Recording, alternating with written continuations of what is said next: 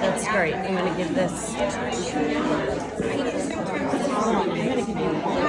Yeah, I'm not going to keep it. I mean, I'll just put it down. Okay. I'm going to sit down.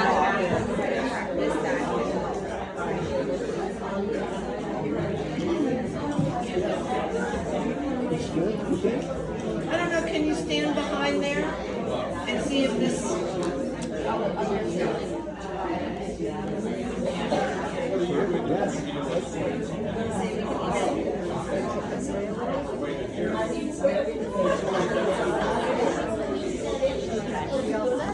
Okay. Thank you for coming. All right. Well, welcome to the Chautauqua Women's Club, Week 8 of Chautauqua Speaks. So, I just want to mention a couple of things. I'm Norma Ingram. I'm on the board of Chair of Programs here at Chautauqua, and we're delighted to have everyone here. Historically, the Chautauqua Women's Club, as you know, has been dedicated to fostering knowledge, inspiring action, building empowerment since its founding in 1889. The Women's Club, aka the Heartbeat of Chautauqua, provides thought-provoking program from diverse speakers, a variety of social events to foster friendships and community, leadership opportunities, both large and small, and scholarships for students in performing arts and visual arts programs. So during last season, we raised $40,000 for scholarships, and we're very proud of that. And to date, over the years, we've raised over $1.8 million for scholarships. So it's been wonderful. If you're not a member, please consider joining. We're a great group of women and men. We have many men on board in the ranks, and feel free to get a membership application or go online. So today I just wanted to mention that Chautauqua Speaks is an opportunity for fellow Chautauquans to share their expertise on a wide range of interesting topics with the Chautauqua community. The purpose, of course, is to broaden our knowledge, pique our curiosity, and subjects our presenters are engaged in inside and outside the gates. So this forum obviously speaks to Chautauqua Speaks. It's perfect. We're not going to have the traditional Q&A afterwards, so it'll be a different format. Presenters and then breaking off, but I think, Elizabeth will share that. So this morning, we're thrilled to have Elizabeth Hazard, social entrepreneur, who has led, if you remember, she was co-led the Burning Man presentation last summer. Many of you were probably there. It was fantastic and really well received. So Elizabeth is the resident of Charleston, South Carolina, who started her career in the high-tech startup field, then turned her focus to helping nonprofits. Today she will conduct a forum where community members will deliver 5-minute talks, followed by 5 minutes of questions and discussion. I'm not sure how you're going to do that. I think it'll be afterwards. So the clock is ticking, so I'm going to turn this over to Elizabeth. Thank you so much.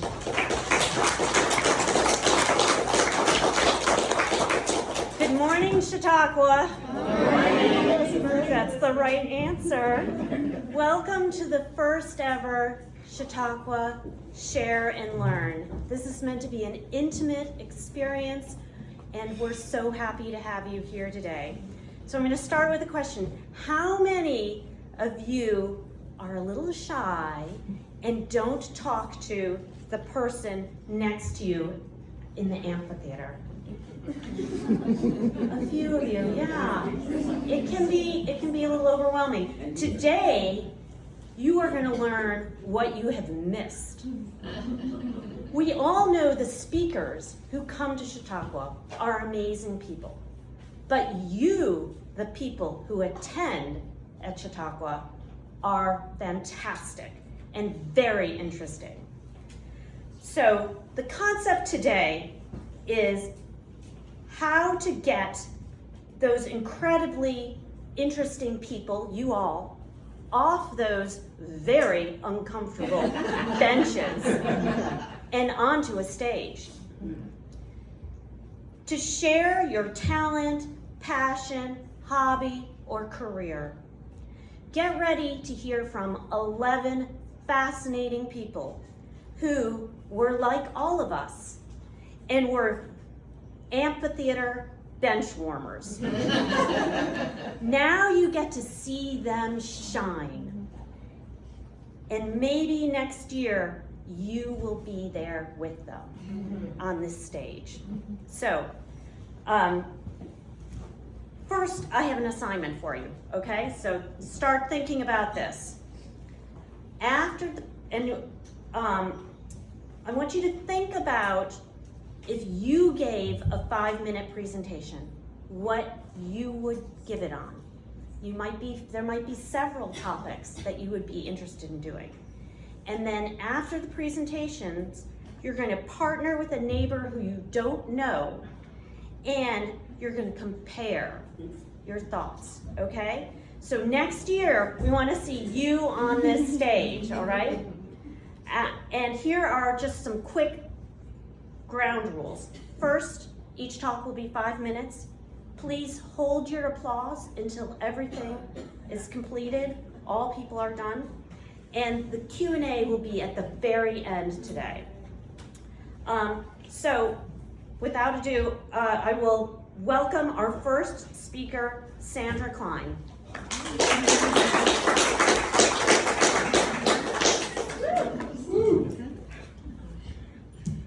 Good morning. My name is Sandra Klein. I live outside of Charlotte in a little town called Belmont.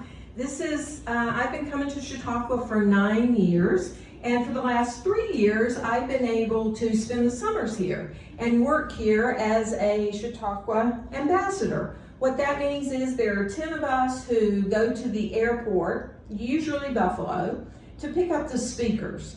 So it is a fascinating thing to do.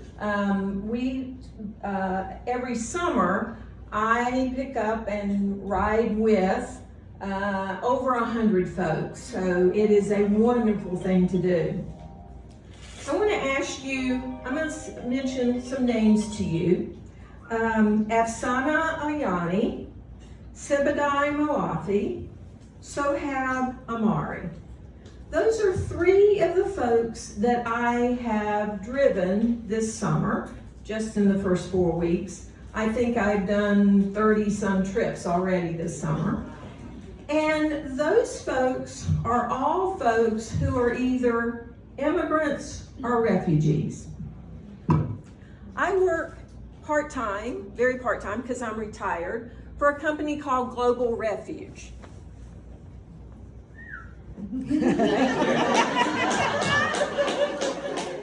Beth Miller and I were hoping for that. And what Global Refuge is a 501c3 philanthropy that is 85 years old, that for those 85 years, we have helped bring immigrants and refugees to the United States.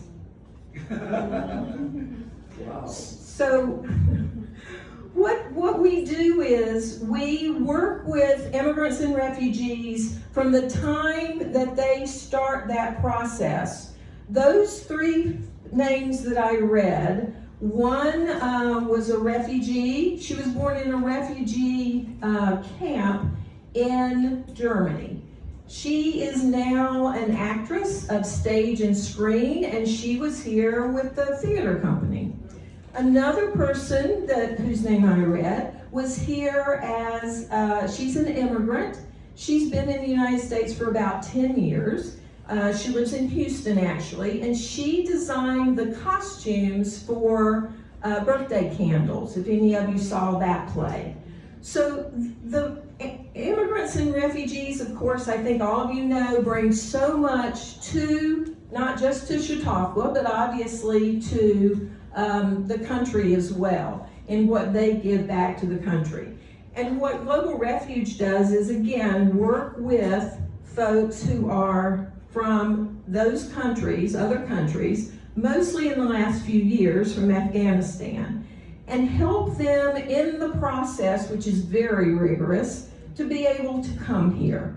And then we work with them before they hit the States. When they get to the States, we have a consortium of about 100 different organizations in the United States that then take over.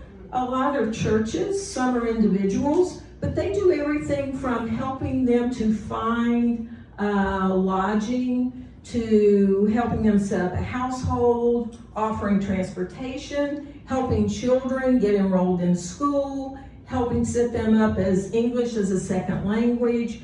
All of those things that we do take for granted, not perhaps take for granted, but take for granted in the way that those of us who were born here, automatically know how to do. So that's what this organization does and has for 85 years. We actually changed our name. We were Lutheran Immigration Refugee Service before January, and we changed our name to Global Refuge. We are a faith-based company, faith-based organization. My background comes out when I say company, but in the business world. But we help, again, help folks do that, and we're still a faith-based company, organization, but we didn't decide, but over many years, it helps with to raise money for the organization, to get grants and things like that if we do not have Lutheran in the name. So that's the reason that we did that. I want to thank the Women's Club for offering this, and thank you all for listening today.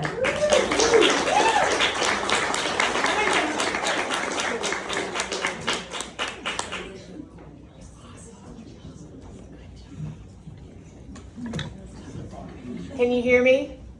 All right, so we'll just use my teacher voice. So focusing my thoughts into a 5-minute speech on the topic of book banning has been quite challenging.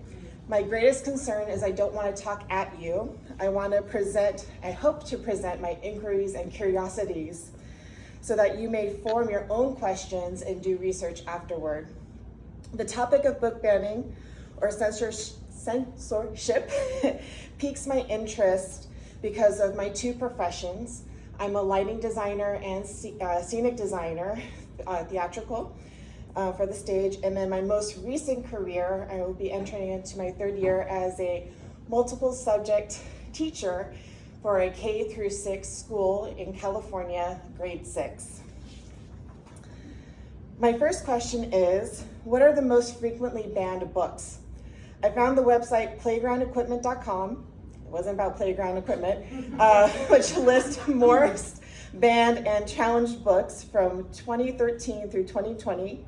The 10 most classic banned books include 1984, The Adventures of Huckleberry Finn, The Catcher in the Rye, The Color Purple, The Great Gatsby, I Know Why the Caged Bird Sings, Lord of the Flies, Of Mice and Men, One Flew Over the Cuckoo's Nest, and To Kill a Mockingbird. The surprising titles to me are books you will find in my classroom library. Drama, a graphic novel, Captain Underpants, The Hunger Games, and Harry Potter. In my research, I also came across the banned book, The Satanic Verses, by Salman Rushdie, including a $3 million bounty on the author.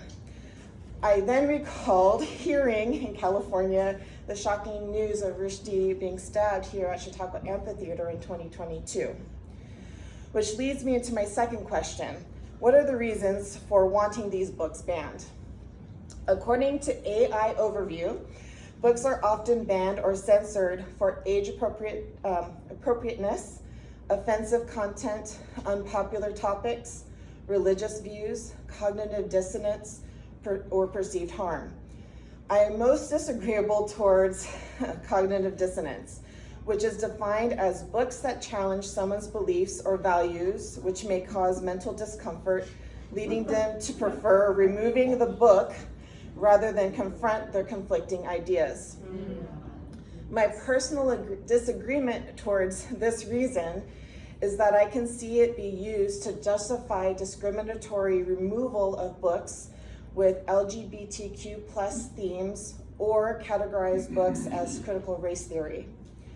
The title of my talk, which is Speak for the Speechless, is inspired by Proverbs 31, 8 through 9. Could you use the microphone? Sure. So Proverbs 31, 8 through 9 says, "Speak up for those who cannot speak for themselves, for the rights of all who are destitute. Speak up and judge fairly. Defend the rights of the poor and needy. I do not believe it is fair or right to ban books by artists of oppressed and marginalized groups. I can affirm with confidence that public libraries, school libraries, and most classroom libraries, especially in my district and my school, are properly organized and only age-appropriate books are made accessible. Know that there is a minor's First Amendment rights, which states that speech cannot be suppressed solely to protect the young from ideas or images that a legislative body thinks unsuitable for them. I believe the main issue is about representation, voice, and developing perspective taking, which requires empathy and compassion. A fundamental requirement to my ability to create a safe, engaging learning environment is to make accessible diversity in thought and expression at grade level reading, or at grade writing level. If you want to take action against book bans, there are links like ALA.org, which is the American Library Association website. Some of my talking points were inspired by last week tonight with John Oliver. He has an episode on libraries. You can watch it through HBO or YouTube. There is writing on this topic at National Council of Teachers of English. And I noticed in the special studies catalog, there is a class next week titled Exploring Legal and Illegal Censorship with Jeffrey Wood. And lastly, thank you for the opportunity to exercise the First Amendment, a constitutional privilege that protects my freedom to speak in assembly, especially during an era of great dissension and discord. Lastly, I would like to close out with a quote by Mark Twain, according to Goodreads.com. "Censorship is telling a man he can't have a steak just because a baby can't chew it."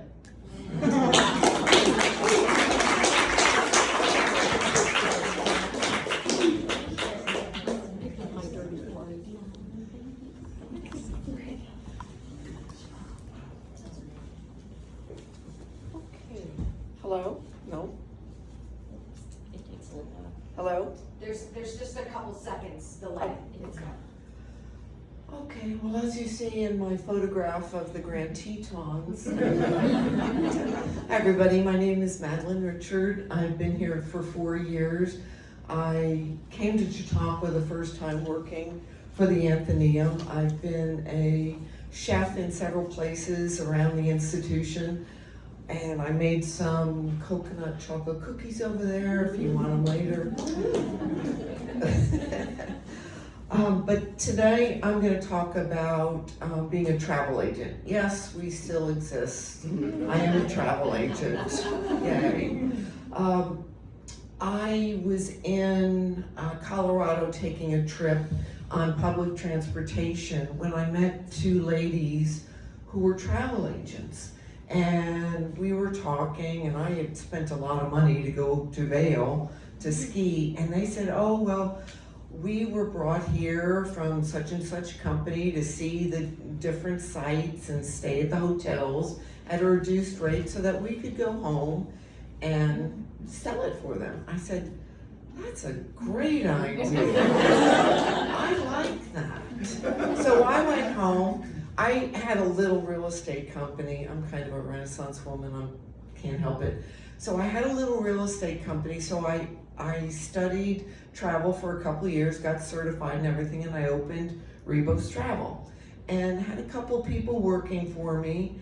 And worked with mostly friends and family, but I was able to travel to over 50 countries so far. There's a lot more out there. And just had a wonderful time as a lifelong learner and a person who loves culture and cuisine and art. It's just been a wonderful part of my life. So, but along going to those 50 countries, there's a lot of funny stories, of course. I went to Antarctica probably about 25 years ago. People weren't going to Antarctica that much. There wasn't a lot of ships. And my friend and I got down to Ushuaia about 5 hours early. And the ship was there. We said, take care of our luggage for 5 hours. And he said, I will. And I said, are you sure you're going to take care of the luggage? And he said, I'm the head of security. I will take care of your luggage. So we went off and then we boarded a few hours later. Our bags weren't in the cabin, but that's not unusual. Sometimes it takes till longer in the evening. The evening came after dinner, still not there. Then there was a search of the whole ship. Everybody looked in every closet, no. So meanwhile, we're, in the seas now, and there's no luggage. And, we're dressed like tourists. And the only thing the company had given us was these long red jackets. If you've ever been in the Arctic or Antarctica, they usually supply that so they can see you against the snow. So the company said, we'll give you $25 a day to spend in the gift shop. It's like, so we'd have to sequence Antarctica.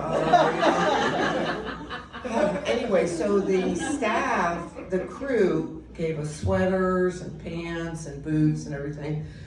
So going around the ship in this, of course, people stop and say, where's the library, where's this, where's that? So after 2 days, we both got into it and say, no, that's forward, deck 3, this and that. So we got in the swing and we had fun.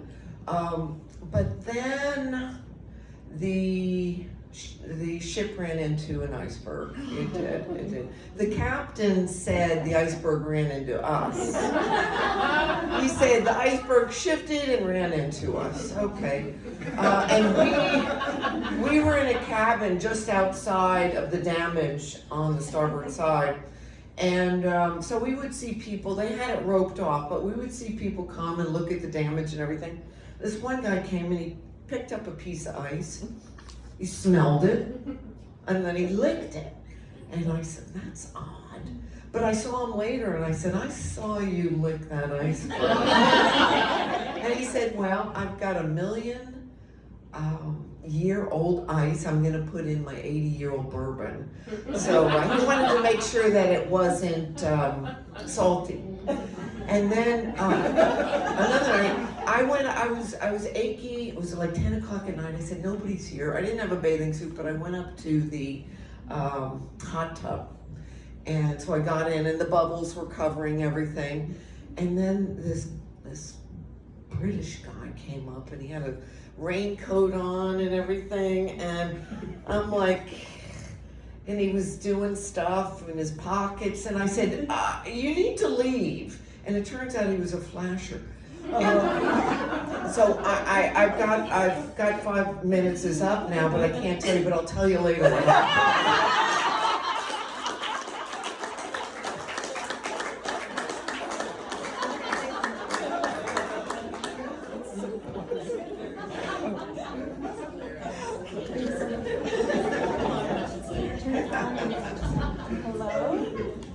Okay, that one's a hard act to follow. I'm sorry, this is not funny. I'm sometimes funny, this is not funny. My name is Jessica Turney. I am a certified health coach. Thank you so much for having me. And I want to start off by telling you a story about one of my clients named Elena. She came to me to join something that I was doing called a 5-day jumpstart to sugar freedom at the beginning of the year. And she's 48 years old. She has an 8-year-old son, so she is both in perimenopause and also in the throes of raising young children. And the way she described how she felt was just really in a funk. She was struggling with her weight, she was struggling with her sleep, she was struggling with her energy, just didn't feel like herself. And she later told me she was really close to starting Ozempic because that was the only thing that she had seen, quote unquote, working for her friends. And I start out by sharing the story about Melina because it's very representative of a lot of the clients that I work with, a lot of the women that come to me. The most common symptoms are low energy, whether that's just low energy throughout the day or a very pronounced afternoon energy slump. Being addicted to sugar and sugar cravings is extremely common. Gut issues, sleep issues, mood issues are another thing that come up constantly, either feeling just very up and down, moody, irritable, and then anxiety has been something that in my practice I knew the numbers, but I didn't really appreciate how common anxiety was in women. And I also work with women who have more serious health-related issues and health histories. I have a client who is a breast cancer survivor, a client who is a stroke survivor. She had a stroke in her 30s from hormonal birth control. I have clients who manage and struggle with autoimmune conditions such as MS, ulcerative colitis, endometriosis, women with PCOS, women whose children have severe food allergies, chronic migraines. But the one thing they have in common is blood sugar dysregulation. It is the most common, it is a kind of a root cause of so many of these symptoms that I see. And so I take a very bespoke approach with my clients. It's not a one size fits all, I say, but blood sugar management, balancing blood sugar, and managing that addiction to sugar is the starting point, square one, for virtually everybody I work with. And it's no surprise because over 90% of Americans are insulin resistant and have dysregulated blood sugar or some form of metabolic syndrome. So the good news is that people feel better so quickly. So, like I said, Melina started with that 5-day Jumpstart program, and like many of the other women in that program, within 5 days, she was feeling better. She was like, I want to, if this is how much better I feel in 5 days, I want to work with you longer. So anyway, she ended up signing up for a longer term program, but better energy, better sleep. One of the women in her late 60s also wears an Oura ring. Like I said, I was going to take it off, but anyways. And it tracks your sleep and it tracks a bunch of other metrics, but she's like, my Oura ring's never been happier with me. I've had the best deep sleep I've ever had. Within 5 days, people are really feeling like they've conquered their sugar cravings, better mood. I mean, it's amazing. And it's very representative, again, of like, whether you're in a one-on-one program with me or, this 5-day thing. And that's amazing because I love that balancing your blood sugar is something where we get this positive feedback so quickly because it makes it easier to stick with, and that's the goal. I'm not like here's a program you're going to do for 5 days or 1 week. I called it a Jumpstart because it is the start of kind of how I want you to live the rest of your life. And I really do think that managing your blood sugar is one of the most important things that you can do for your health. The long-term consequences of blood sugar dysregulation are linked to some of the most serious health conditions of our time, which are mostly diseases of diet and lifestyle. So there are many forms of cancer, diabetes, obesity, fatty liver disease. Something that's particularly important for women to be mindful of is Alzheimer's disease. We are at a disproportionately greater risk of Alzheimer's disease. Alzheimer's disease is often now referred to as type 3 diabetes. So there's a very high correlation. I don't know if I mentioned cardiovascular disease, but it's because of the vascular issues. Blood sugar dysregulation is also linked to many hormone-related issues. So insulin is one of our master hormones. So that's why if insulin is off, I have a slide where it's like kind of in a triangle shape. Like if insulin is off, like the trickle down to our sex hormones can be quite significant. And that's why when I work with younger clients who are, sometimes they've had a child in the past, they feel like they conceive more easily when they are managing their blood sugar because of hormonal implications. And then when I have clients who are in perimenopause, the biggest concern in that demographic is night sweats. Balancing their blood sugar and getting over sugar is one of the best things that we can do for them in that regard. And then I mentioned mood and anxiety. Those are some of the kind of the short-term symptoms, but blood sugar dysregulation is also linked to some of the more serious mood-related conditions. So I'm running short on time. So anyways, my take-home message is that I genuinely believe that balancing your blood sugar and really managing the sugar in your life, and they're kind of two separate things too. Sorry, I have a whole talk on this. I hope to offer that as a class next year. But it is one of the best things that you can do for your health, physically, mentally, and hormonally. And I want to leave you with one tip. It's like, I've got a lot of hacks and tips, but the number one tip, if you can eat a protein-centric, ideally savory breakfast, try that for a week if you're not doing it already. Protein-centric savory breakfast is one of the best things that you can do to balance your blood sugar, and that really does carry you so far throughout the day. So that's it. Thank you.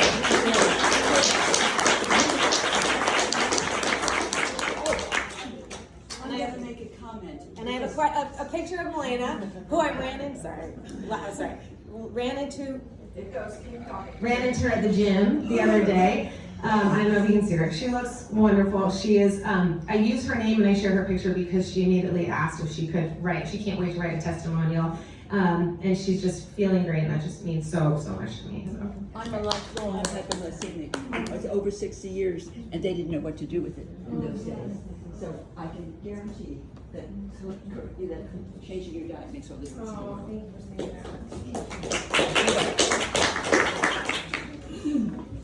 that. Okay, let's get organized here. Hello, I'm Lynn Meltzer, and I am oh, yes, we have to use it, don't we? Okay. Let me start over because I'm just busy thinking about what I was saying to her. Okay, I'm Lynn Meltzer, and I'm here to help you simplify your life. How did I get to be an organizer? It was a trip. I spent 40 years in the health field as a dental hygienist. During that time, I earned a master's in health counseling and gerontology, working with everybody. When I graduated from that, I received my degree, I was asked to help facilitate caregiver groups for support groups for people, family members of people with dementia, for a couple of months. Well, it's been over 30 years and I'm still doing that for the Alzheimer's Association. But I noticed how many people were trapped in their homes. Then I had to clear out my parents' 3-story home. They had lived there for over 50 years. And I got a taste of what that was like for people and why people didn't leave their homes. How many here would like to simplify your life? Most of us. It's the second most frequently requested resolution for the new year, preceded by, I want to lose weight. They're very similar. They have similar attributes. Organizing and simplifying requires time, energy, both physical, mental, and emotional. Once you age, or once you get so busy, you're unable to take that time, and you have less and less energy. They both require the ability and the willingness to let go of your stuff, as your material stuff, as well as emotional baggage, before you can take control of your life. Because it's hard to take control when you've got such attachments that you can't possibly move from there. Cholesterol, our things are the cholesterol that block our changing from where we are to where we need or want to be. The word clutter comes from the Old English klater. Everyone knows what a clot is. It's a blockage, and it's what happens. Believe it or not, I taught courses here in organizing for 5 years. It was easier to do those courses than it was to pare down to a 5-minute talk. I have handouts for everybody who want them after the here, because I cannot tell you in 5 minutes how to clear the stuff. There's no magic wand. 1-800-POINT? Guess what? That doesn't happen. But that's the bad news. The good news is that everybody can be successful in organizing and changing their lifestyle. I'm going to keep this very short because I'm going to stay under the time. There are two things I want you to remember. In your home, everything has to have a home. If you want to find it, if you want to be organized, it needs a home. That does not mean the first thing you do is go out and buy a container for it. That's way into the process. But we're going to talk about, so that's finding a home for everything, and the most important part is putting it back there when you finish with it. One of the things I suggest to people is that they spend 15 minutes or so, first thing in the morning or last thing at night, whichever you want to do, and make sure that the areas that you work in are clear. I recommend the GRAPE method. Now, what the devil is a GRAPE method? And if you don't remember anything else I've said, remember this. Nobody can eat a whole cluster of grapes in one fell swoop, but everyone in this room can eat many clusters of grapes, one grape at a time. You start small, and you take one step at a time. One of the reasons that people don't get organized, don't pare down, can't do it, because as they look at their whole house, they say, oh, I can't possibly do this, they're totally overwhelmed. But the one grape at a time theory is something to remember. So that's my spectacular take. My brief is spectacular take. I'll be around afterwards with handouts.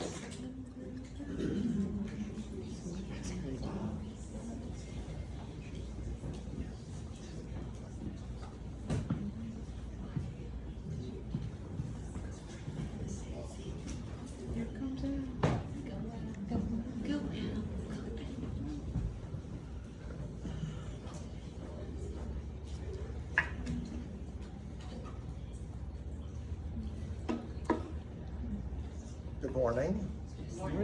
Is this on? Yes, you just have to keep going. Okay, great. All right, thank you. My name is Av Posner, and it's not on now. It's not on. Now it's on. Better? Yeah. Thank you so much. All right. My name is Av Posner, and I'd like to use my 5 minutes to modify a little bit the origin story of Chautauqua. I figured 150th anniversary, we should take another look at the origin story. Some years ago, I was writing a paper for a graduate class I was taking, architectural history, writing about Chautauqua, and I repeated the typical story. Lewis Miller, John Howell Vincent started a 2-week Sunday school training program for Christian Sunday school teachers. And I gave it to my professor, and he said, okay, well, if Chautauqua's for Christian Sunday school teachers, what are you doing there? And so, okay, you know, what am I doing? How did Chautauqua become what we experience? The key guy is this guy, very low tech. His name is George Vincent. George is Bishop John Howell Vincent's son, born in 1864, and so was 10 years old when that first season of Chautauqua began, 1874. And so he grew up here in Chautauqua. John Vincent and Lewis Miller were very liberal Protestants who believed in the concept of immanence. Immanence being that God is in everything. And so the more you knew about everything, the closer you would be to God. It's a Chautauqua literary and scientific circle, so they embraced all knowledge, all manner of things. And so for those first years, that was the program of Chautauqua. George grew up in this environment, graduated from Yale at the age of 21, 1885, and when he was 24 years old, he became a vice president of instruction here in Chautauqua. He was very, very involved in the Chautauqua programming. He was fascinated with this idea of how does the individual relate to society. And this was a new concept. He had one of the first PhDs in sociology ever offered, went to work at the University of Chicago, and with his professor, Albion Small, wrote the first textbook about sociology entitled An Introduction to the Study of Society, 1894. In this book, they made the point that individuals are not self-made or self-directed. Instead, individuals are embedded in groups, and social life had its own distinct dynamics. And so this sociology studied that. So this notion of immanence, which is what he grew up with, now that has transitioned in his mind into what we call the social gospel. To be a good Christian, then, it wasn't solely about your edification, your enlightenment. It was to take care of the larger group. And so, with his influence, there was a significant change at the turn of the 20th century here in Chautauqua. 1902, we became officially the Chautauqua Institution. That's the big sea change. The built environment changed with his direction. There was a master plan done in 1903, the Colonnade building. And so many of the buildings that we experience today were all done at this time. Colonnade building and Plaza, the Hall of Philosophy, the AMP Oregon, 1907, Post Office, 1909, the Art Squad, Sherwood Studio, Miller Bell Tower, and then a significant change in the programming. The programming changed from personal edification to how to make the world better.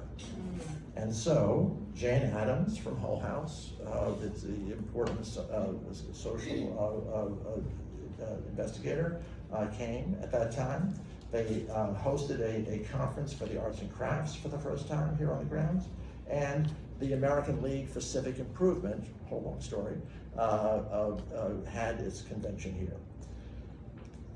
George was curious about the direction of Chautauqua and worried about that we would become simply a business. And in his 1901 report to the board, he said, "There is a danger that Chautauqua may become merely a successful resort, thought of by friends and the public as a business enterprise. This conception of Chautauqua would be fatal to its permanence and success. Let the motto for the new century, meaning the 20th century, be Chautauqua, an institution and an ideal." And so we have George Vincent to thank for the remarkable Chautauqua that we all enjoy. Thank you.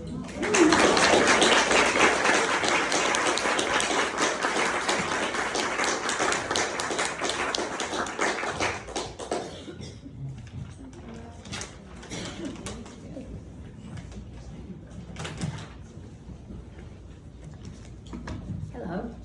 Hello. My name is Hira, and I'm a dance educator. I'm a dance educator. Have you ever heard the concept, the beauty of empty space? I brought some paintings that illustrates nicely, and let's talk about it. So the first painting, it was painted in the 13th century in Korea. Do you see the empty space? Do you feel the empty space give you your rest, can rest your eyes and your mind? And do you see the white blank space emphasize more the stronger lines, the flat lines? So that is Asian ink paint. Let you focus on the lines. And the second painting is painted in 16th century in Japan. Title is Pine Trees. I imagine that the artist was in the forest early foggy morning, and you can add your imaginations in the empty space. The empty space concept started in the 12th century and started from Buddhism. And obviously you can see the painting influenced the ideas. But in Asian art history, there was this concept moved beyond paintings. and influence to many different art forms, especially Korea, Japan, and China. The three countries are geographically very close to each other and share many similarities in culture, such as food, language, and religion, and arts. And we can, especially those three countries, they use many different art forms, the concept of empty space, such as flower arrangement, landscape, and calligraphy. And you will see the same concept in Korean dance as well. And I will demonstrate a little bit of Korean dance, and I hope you can find the empty space concept.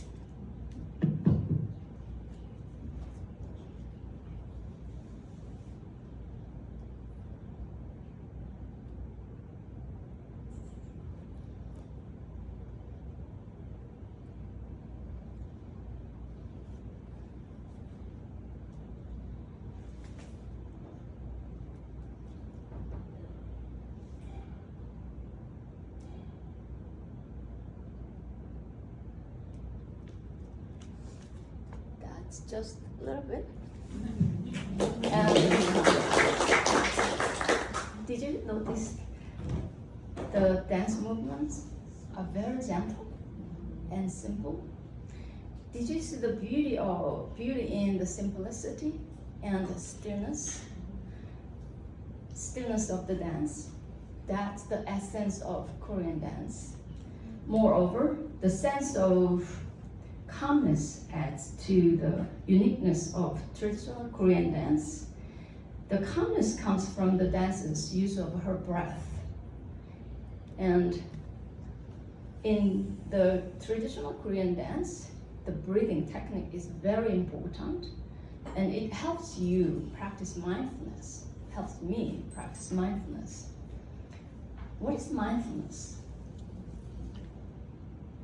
Mindfulness is type of meditation that involves being aware of your sensations and feelings without judgment.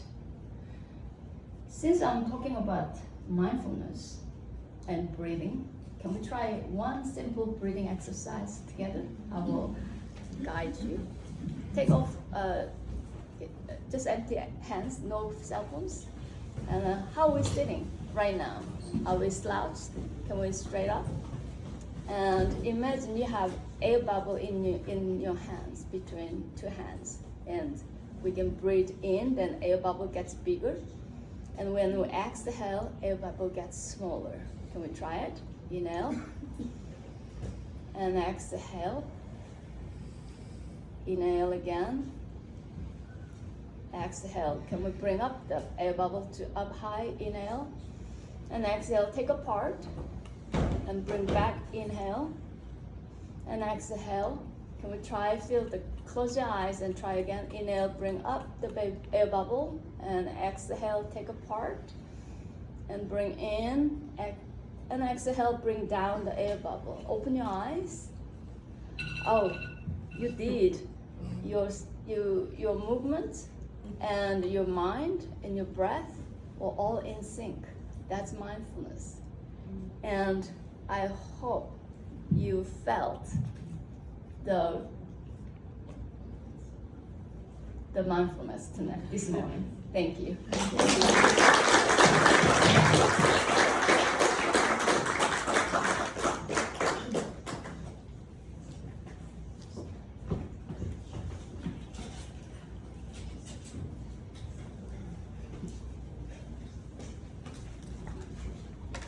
Good morning. Good morning. My name is Beth Brockman Miller, and I'm here to talk about one of my favorite concepts, or favorite things, hidden treasure. I'm a lifelong Chautauquan, and I live here year-round.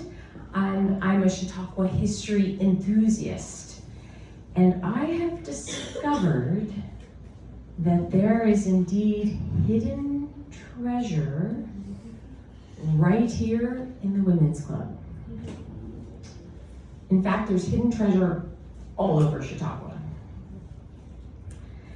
And I have some clues to help us find that hidden treasure today. Now, I probably should have mentioned this to Elizabeth, that I was going to invite you to do this. Anyway, would you like to find it? Okay. All right, there are just 3 clues. First, we all have access to it. Second, it's invisible.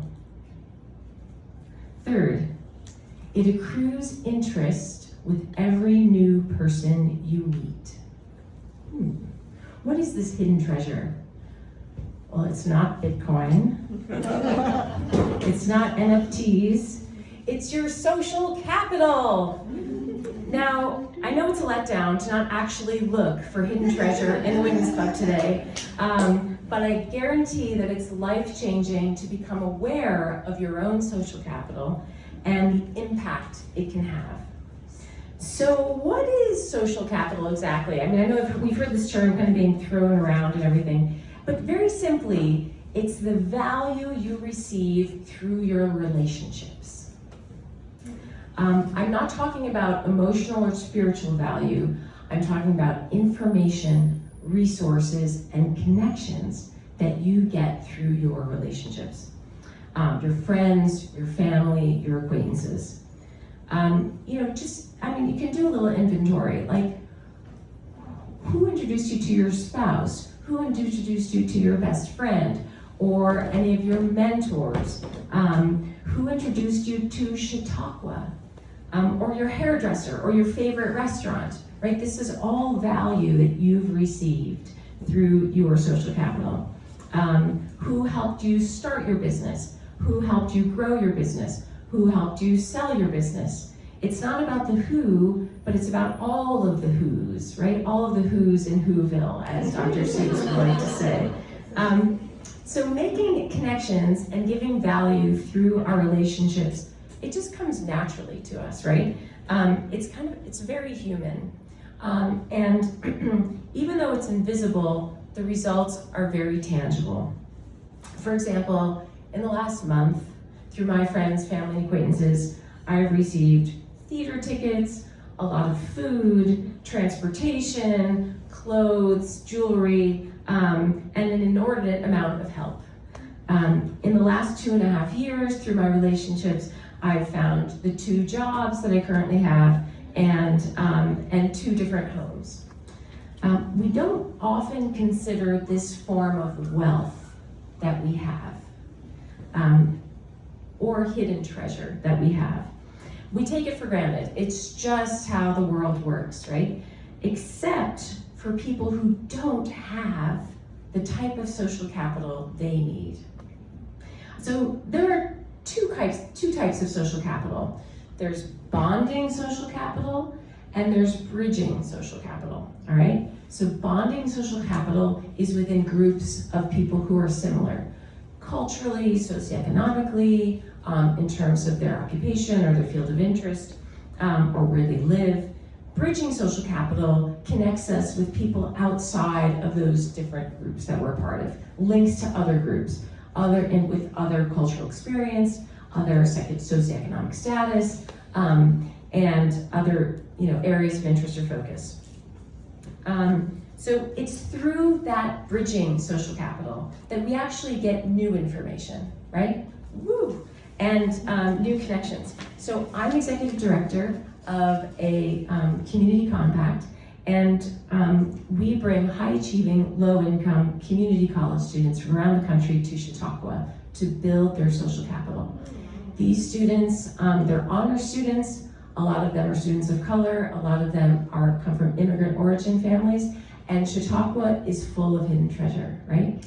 So they come and they meet Chautauquans on the porches, in the AMP, at the bookstore, Investor Plaza, and they begin to make new friends. And it's not networking per se, it's making new friends who may have an interest in helping them succeed. And it's life-changing. And just one small example, last year, one of our students was interested in publishing, going into publishing. And I said casually to a friend, hey, do you know anyone in publishing on the grounds, right? And he said, yeah, there's a couple of my friends are here this week, and she got a Pulitzer Prize for publishing in the last few years, right? I said, would you like to meet one of our students? And they met, and they're still in touch today, a year later, and she offered to be her mentor. So consider the doors that will open for her just because she met someone on a porch here in Chautauqua. So I encourage you to share the wealth of your social capital with people who can benefit from it. And it won't cost you a dime. And in fact, it will bring you more treasure. Thank you.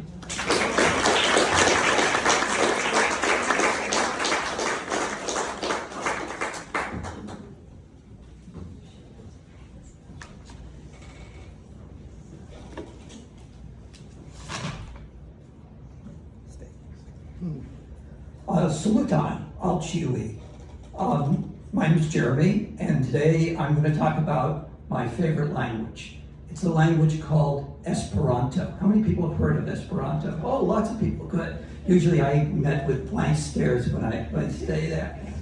For those who don't know, Esperanto is different than other languages. It's a constructed language, a planned language, an invented language. It was invented in 1887 by a Polish ophthalmologist and polyglot by the name of Ludwig Zamenhof. Zamenhof had grown up in Białystok in Poland, where he was faced with the fact that the city was divided between various ethnic groups, often in hostility to each other, often persecuting each other, and he saw that language was an important barrier to intercultural communication. Knowing a number of languages himself, he realized that the task of learning other languages was extremely difficult. There are over 7,000 human languages now, more actually when Zamenhof was alive. So even the most assiduous polyglot could only learn a small fraction of those languages, so how to communicate. So he had this idea, this insight, that if you could create a second language, an auxiliary language, not a replacement for any existing language, but a second language that was easy for everyone to learn, then you could have the second language which would allow for communication. And that's what he invented. A remarkable invention, Esperanto. It's a language that's designed to be easy to learn and yet is a complete language. There are novels written in Esperanto, dramas, poetry. Many major literary works have been translated into Esperanto. So it's a full language. People can curse in Esperanto, they get married in Esperanto. It's a full language, and yet it has certain features, such as the fact that all the verbs are regular. There are no irregular verbs. You can learn to conjugate all the Esperanto verbs in 5 minutes. Okay, I wish I had time to teach them to you. But But for those who struggle with learning the irregular verbs in another language, this is a wonderful thing. The spelling is phonetic. It has a system of affixes that greatly reduces the volume of memorization you have to learn for vocabulary. When this language was invented, it took the world by storm. It became extremely popular in the period before the interwar era. Many famous writers, Leo Tolstoy, J.R. Tolkien, Jules Verne, endorsed Esperanto. Many of them learned to speak Esperanto. In 1908, the first North American Esperanto Congress was held at a place called the Chautauqua Institution. You may have heard of it. In fact, with one event, the people who were there, it was during the season, the Chautauquans gathered together and sang "My Country 'Tis of Thee," translated into Esperanto, the words having been conveniently printed on the front page of the Daily that day. And so this language, there was interest in it. Academic societies were considering adopting it. What happened to it? Well, unfortunately, Esperanto went into a strong decline in the period between the two world wars. This was primarily because the center of the movement was located in Eastern Central Europe, and it was persecuted. Hitler specifically identified Esperanto in Mein Kampf as being a Jewish plot. And so during that period of time, many, it's very sad, sometimes I hear Czech Esperantists talking, This was a famous Esperanto, disappeared in 1941, disappeared. Esperanto, the core of the Esperanto movement was hollowed out by the persecution of the Holocaust. Additionally, in 1930, it was banned in the Soviet Union under Stalin. It was in Japan, the imperial government hanged leaders of the Esperanto movement. So really the core of the movement was greatly hollowed out. However, in the last couple decades, there's been an Esperanto revival. There are more Esperanto speakers in the world today than there have ever been. There are over 2 million people across the globe speak this language. What revived it? The internet. We are now in communication. So one of the wonderful things about the Esperanto movement is that every week I'm able to talk to people. I talk to people in Iran, I talk to people in Russia, I talk to people in Japan, China, Brazil, in this wonderful language. So I don't have any time left. I could tell you so much more, but I encourage you to investigate it. If you have any questions about learning it, talk to me.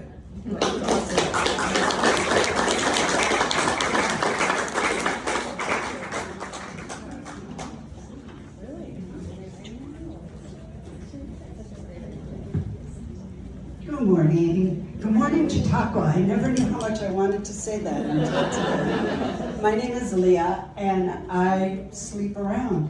We've had someone take a shirt off. We've heard about a flasher, and I do sleep around. Not what you think, but I do have your attention. I am what you would call a modern-day nomad.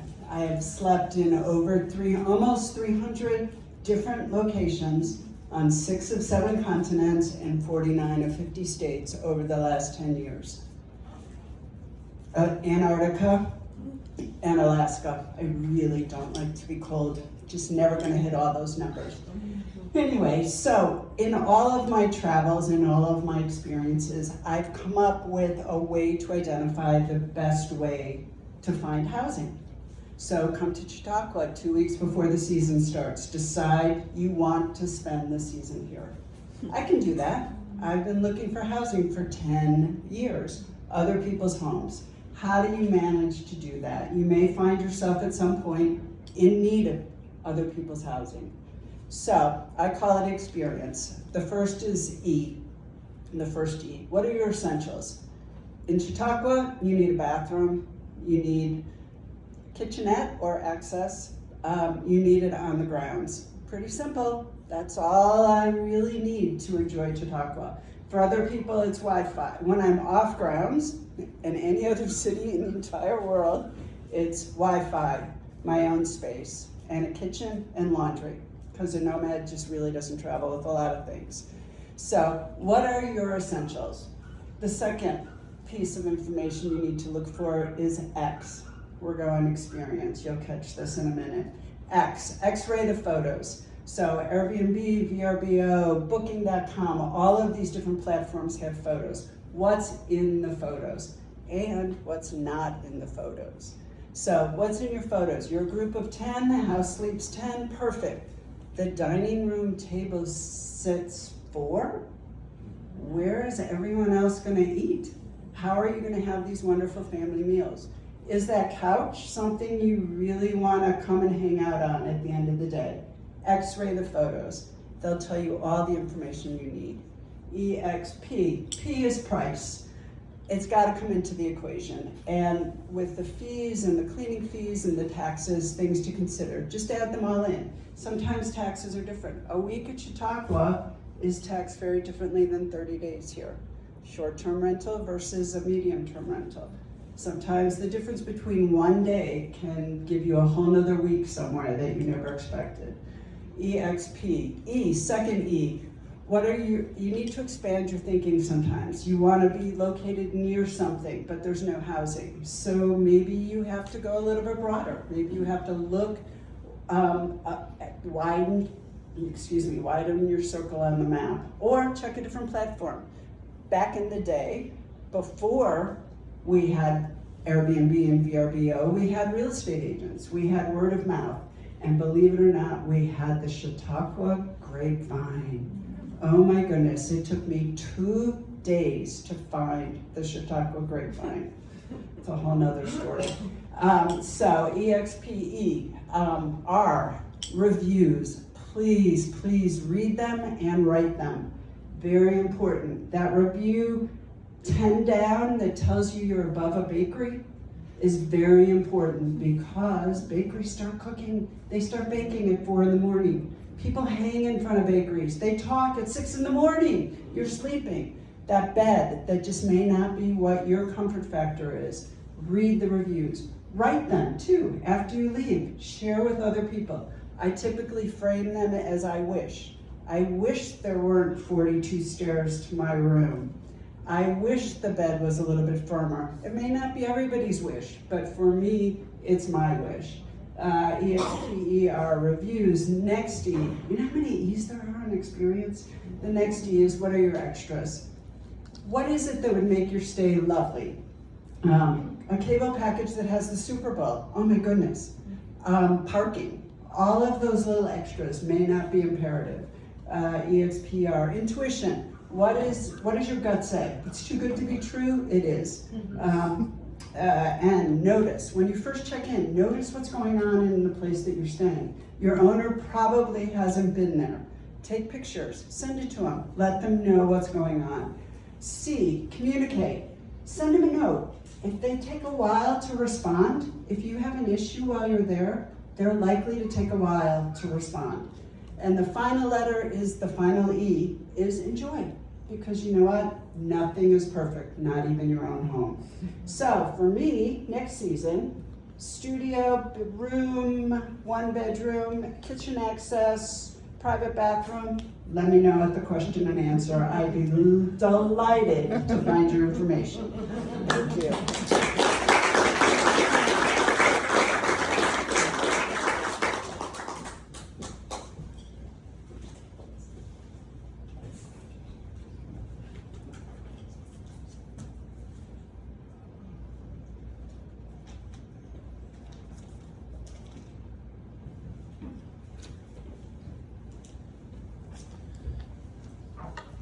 I'm going to give you a cluttering talk. My name is Bob Hopper. I'm actually the historian archivist for a group called the Manuscript Society. First, let me give you two tips on decluttering. One, don't buy cardboard boxes. You're just going to fill them up and keep them. The second is, if you ever rent a storage space for more than 3 months, you have made a life-damaging decision. Now I'm going to give you some bad news. I collect old paper. And you know, why should you collect old paper? Well, your kids don't want your stuff. They may want your scrapbooks and your photos if you're lucky. Also, unless you're already a famous person, your stuff isn't worth anything. So don't imagine that you're going to make a bunch of money. But some papers that you have can help your family actually understand their history. Others can help your community. In rare cases, some of your stuff may even help the nation and the world to understand things. But we had an example a couple of weeks ago where the Gershwin family were here. And they were talking about their white whale search for George Gershwin's diary. And in looking for it, they found that the diary was just little year paper, one of those calendar books that had lunch today. It was useless. But while looking for it, they found a shoebox full of photographs. These photographs were of the beach in South Carolina and the homes of Gullah people. And it inspired the sets for Porgy and Bess. It made him actually make the Porgy and Bess story have the little texture that makes it work.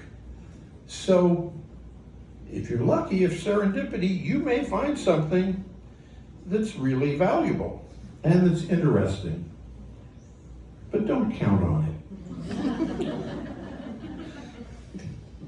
The project I want to briefly tell you about is a year ago, the descendants of a well-known set of document and rare book dealers contacted my group, and they had a problem. They had that space, the attic of a big garage, full of 80 years worth of stuff that their family had collected, cataloged, sold some, but it was left. They discovered they couldn't sell their property with all that stuff in it. So they had two choices: figure out how to get rid of it or dumpster it. They contacted us. I decided with a friend I would take a van from here to Battle Creek, Michigan, and take all of their stuff. And all they had to do was sign a deed of gift that my organization could do whatever it wanted with it. I then spent the next year going through a quarter of the items. There are probably about 5,000 things, including 1,000 vintage newspapers from the Civil War and the Revolutionary War. But it's a lot of stuff. I have 4 storage spaces for this stuff. And I started worrying. So I ended up sorting through it and consigning it to auction dealers who were parts of our organization. And lo and behold, I found some jewels. I found a letter that was authenticated as being handwritten by John Hancock. Unfortunately, it wasn't signed by John Hancock, but it sold for $1,000. I found 8 letters from the Huntington family of Connecticut. How many of you know that Samuel Huntington was a signer of the Declaration of Independence? I found 5 letters signed by him. The Huntington family papers were sold privately for $8,000. I found a probate document for James Buchanan. Unfortunately, it wasn't President James Buchanan, but it was a grandfather of James Buchanan. The lead item in his probated will was paid 12 shillings to lay a Negro woman. This is in the 1700s. Now, one of the problems with such stuff, what did it mean? What did lay mean then? We don't know, but it's awful. I also found a letter by a man in Battle Creek, Michigan, who was a neighbor of Sojourner Truth, a famous ex-enslaved woman. This letter was so precious and made her not just super, but a human. So you can find these things that do explain our history, and I love collecting old paper. Thank you.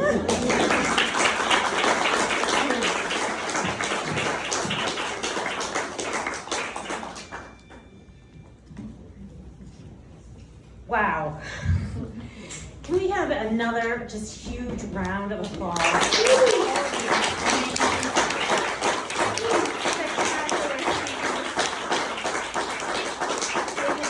A phenomenal job. Now it is your turn to turn to your neighbor that you don't know and talk to them about a topic that you're passionate about. After you've done that, the speakers will be up here and you can come talk to them individually and ask questions. And I want to say thank you to the people who shared their stories. And I want to say thank you to the learners who came and listened so carefully to these amazing stories.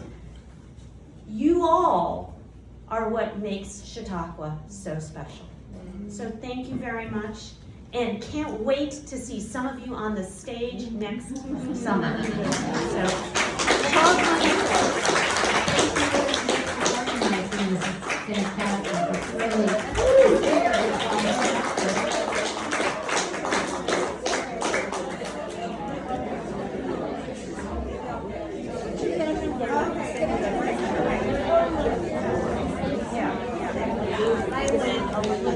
Do you have a website or something that I can get more information or a card? Yes, I do have a card. I don't live here in many, but I already Where are you located geographically? I live in Chicago. Oh, okay. And I'm here in Chautauqua for the season. You don't know of any contacts or the type of person I could be looking for in the Pittsburgh area to help me with sugar control?